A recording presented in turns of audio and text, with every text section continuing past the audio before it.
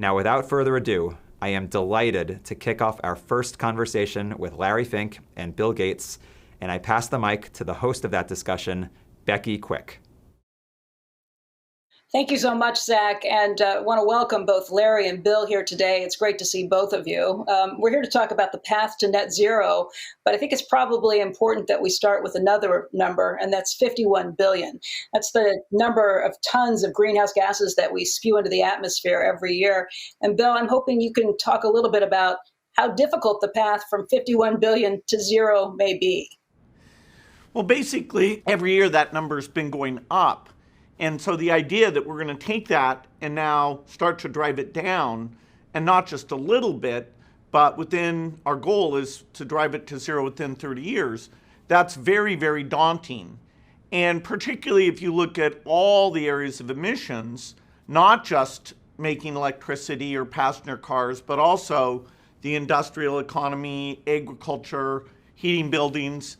This is going to be the most challenging task we've ever taken on because of the scale and innovation required. Bill, you first really became convinced that climate change was a problem back in 2006. You write about this in your book, but it was almost a decade before you really started speaking out. What kind of went through your head over that period of time? How did things change, and why did you decide that this had to be an issue that you really took head on? Well, the commitment of countries to this cause, fortunately, has gone up dramatically, and I take no credit for that. I saw in Africa that the farmers were suffering. I gave a TED Talk in 2010, and then I got involved in the Paris Climate Talks in 2015, really trying to get innovation on the agenda, commitments to more R&D and funding there. But it's only recently that I see a level of interest and commitment, and not just in the US, but in many, many countries. And that's when I decided, okay, this is so amazing that people care. I should write up the outlines of what the key metrics are, and therefore make sure we take all this idealism and map it into a real plan, because that's so important. Larry, the last couple of years, you have written about this and taken this as a big challenge in your annual letter that you put out as well. And you said, I think it was in this year's letter, that it's an issue you hear about from your clients every single day. Why do you think that is? When did that first evolve? When did you kind of come into this thing and think, okay, we can really make a difference here from the financial aspect as well? Well, first of all, I want to thank Bill for participating in this, and you too, Becky. Well, I started off as a framework that I believe I've always been an environmentalist, but I also believe my responsibility in managing a lot of people's money is as a fiduciary. And in the United States, we've always started with the rule, the ERISA law of the Department of Labor, where you have to quantify all investments because you need to maximize return under the U.S. law. And it wasn't until probably 2019 where conversations became more populated with the conversation of climate change and what can that mean for their investment portfolio. So I don't think I did anything original. I just basically parroted conversations I had with so many different clients worldwide. And I'm talking about from clients from sovereign wealth funds to pension funds to family offices, more frequent conversations with regulators, more frequent conversations with policymakers and heads of state. And as a student of finance, where I think I have a better foundation than I do in environmentalism, it's very clear to me when finance understands and recognizes a problem, we bring that problem forward. And it was very clear to me that this is going to be a sea change. This is going to be, as I called it, a tectonic shift in finance and the way we do it. And I do believe that is going to be the essential change. And for an asset manager that is involved in almost every side of investments today, climate risk and transition risk is something that's going to impact every portfolio across the board. And so through the lens of our clients and through the lens of our fiduciary responsibility, it became very clear to me to state in 2020 that climate risk is investment risk. But more importantly now, through the lens of investors, more and more investors are now asking how should we be prepared? And so we are seeing tens of billions of dollars of money moving away from traditional investment strategies to more of a ESG or sustainable strategy. And we're just the cutting edge of that. And that to me is going to be a real change.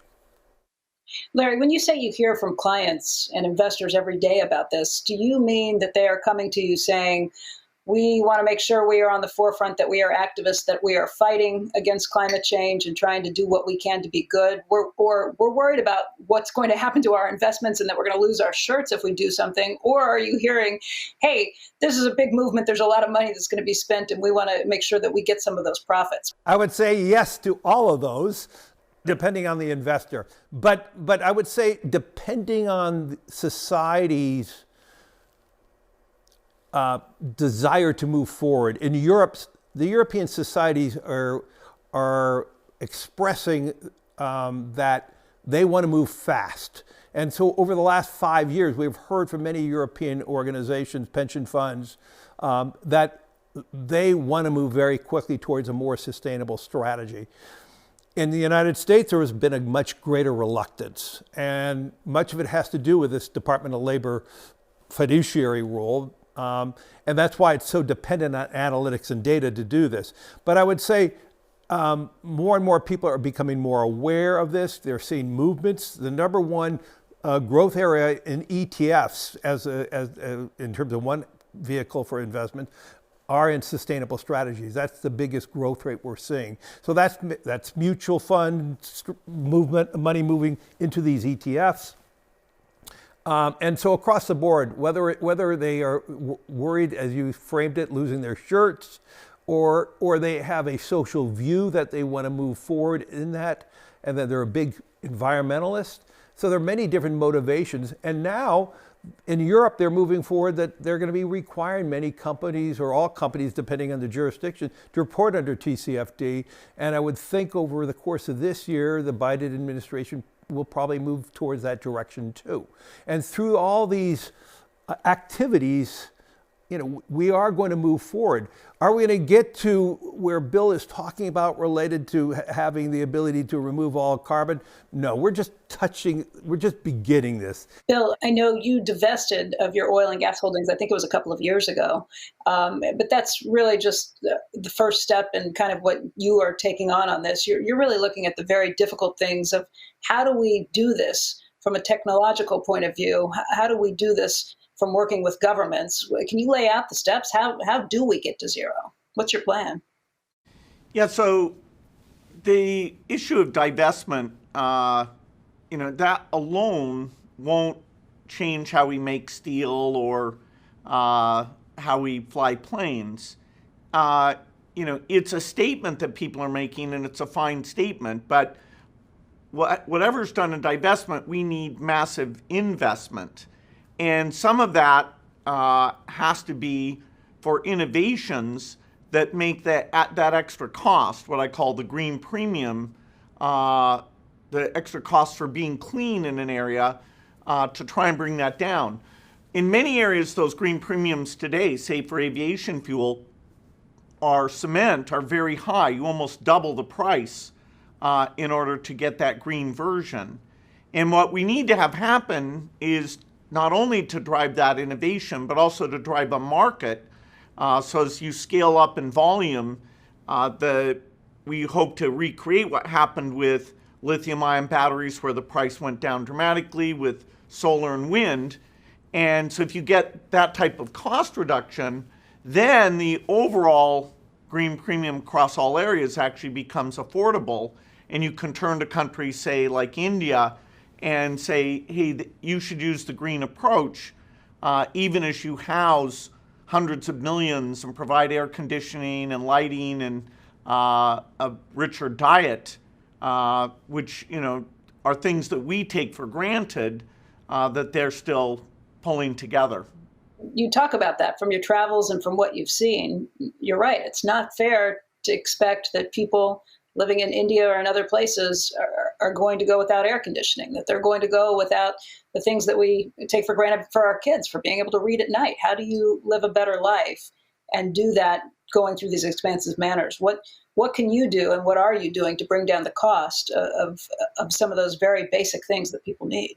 There are a lot of great small companies that are, inventing ways of, say, making food, Impossible and Beyond Meat. Those are two companies. Beyond's actually public. Impossible's also doing very, very well. And as consumers put their dollars behind those products, they're going to improve the quality. They're going to get the price down. They have a goal, in the case of both of those companies and some of their competitors, to actually have a product that matches both in taste and in price what today is the real thing. And so that's magic. When you can get the green premium all the way down to zero, then you basically taken care of an area, and you can even prevent anybody from doing it the non-green way. A good example of that is Mary Barra saying that GM, things fall into place, won't make gasoline cars in 2035. And basically that's a statement that the cost, the range, the charging pervasiveness, charge times, all those things will make it so a consumer, even without tax credit, is indifferent, that they view the electric car, which hopefully is connected to an electric network that emits no greenhouse gases, that the consumer will be willing to take that on. And so that's one of the furthest along areas of all the areas of emission, is that electric cars. I agree with her judgment. I think in 15 years we can make it so that if people are banned from buying gasoline cars, they won't view it as a huge tax on them. If that's one of the furthest along areas, what's the trickiest? What are the trickiest one or two areas, let's say? Well, the entire industrial slice, which is about 31% of overall emissions and includes a lot of things, but the two biggest are steel and cement. Each of those alone are over 6%. And in those cases, the emission of the CO2 is basically inherent in the process. It's not just the electricity that's getting used.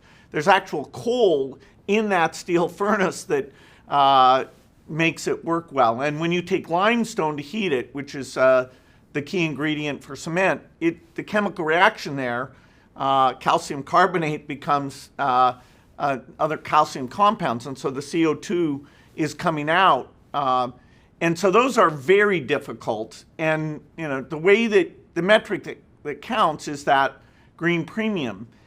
In those cases, because we don't have an alternate path, you actually have to compute the green premium, you take the emissions and then you say, okay, how much money would it take to fund direct air capture to pull that CO2 back out of the air? Larry, you talk to government officials all of the time, and I would guess that both of you think that having governments lay these issues out and really commit to things would be at the top of your list. How tricky is that today? Democracies have a lot of different pockets of people who have very different opinions, and you can see governments change every 2 years, every 4 years, pretty frequently, and their opinions can change incredibly drastically with every new administration comes in. What do you do? Well, much of it has to be done through education. And I do believe more and more of our, in the developed world, more of the population is frightened of the impact of climate change. You're witnessing it more. I am very confident most public companies are going to be moving very rapidly. And I do believe from the actions that BlackRock is taking from our corporate stewardship team, I believe employees are now asking their companies to make change quicker. If you want to attract the best and brightest young people, they're very, that component of our population is very concerned about the climate risk for their livelihood and their future. And so I think this is all going to happen. This is why it's urgent when we talk about societal changes, it has to be throughout society. Bill talked about divestiture. When you divest, companies are divesting and selling to private enterprises. The world carbon footprint doesn't change. It doesn't change, but that one company may look really, really good. And so this is why why I'm speaking pretty loudly about we need a global policy on divestiture. I much rather have public companies continuing to own the hydrocarbons businesses that they're responsible, and they create a path in which they reduce that exposure. And what I want to urge governments is a holistic solution is not divestiture from public to private. A holistic solution is almost responding this in a way that this is still transparent. We watch the percentage of that business deplete over time. We as investors could value that stream. It has value. But if the companies then have more proceeds to move in new technology that Bill's talking about, and some of these energy companies, they have great science.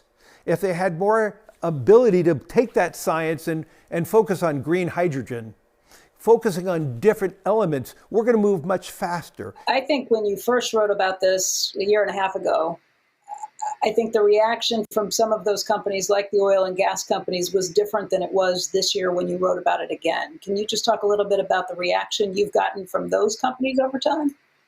Yesterday, I had a individual conversation with the lead director and the CEO of a major hydrocarbon company. And they're moving forward, and they've changed. They're changing the amount of R&D into more renewable sources. They're heavily focused on green hydrogen as an organization. They actually have the ability also to sequester a lot of carbon in the old oil fields. So if we could create the technology to sequester, and so I didn't have those dialogues with those companies 2 years ago. They're talking about that now. Bill, if you look around, and people are becoming more aware of this, it is a topic that's much more in the headlines, much more in conversations. What do you think's missing, though, from the climate change conversation at this point? What would you like to see people pay more attention to? Well, we have still some people who don't know that there's a problem. So we definitely need education there. We have people who believe it's a problem but think that it's easy to solve, that there's just some stubborn utility executives who need to be enlightened, and boom, a little divestment here, a little demonstration there, and in 10 years it's solved. So we also need to really educate them about, hey, go see some steel plants, cement plants, and look at, worldwide, all those sources of emissions. We have some people who think it's impossible, and that's unfortunate.